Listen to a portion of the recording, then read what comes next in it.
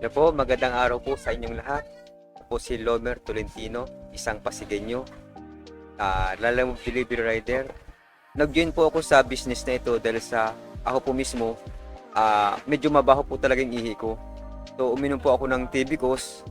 Unti-unti po, mula nun hanggang ngayon, nawala na po ang masamang amoy. Normal na po yung aking pag-ihi.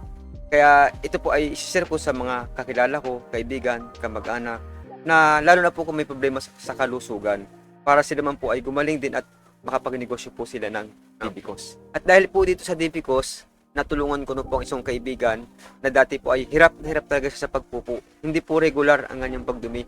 Mula po nung uminom siya nito, good news po, araw-araw na po yung kanyang pagdumi at napakagaan na po ng pakiramdam niya nang dahil po dito sa Tibicos. Dahil sa ganda po ng epekto ng Tibicos sa aking katawan, share ko po ito sa mga kakilala ko, kaibigan at kamag-anak na may problema po sa kalusugan. Dahil gusto ko rin po silang matulungan na kung ano man taglay nilang karamdaman ay gumaling po sila. Dahil ito po talagang Tibicos ay proven, effective at tested na.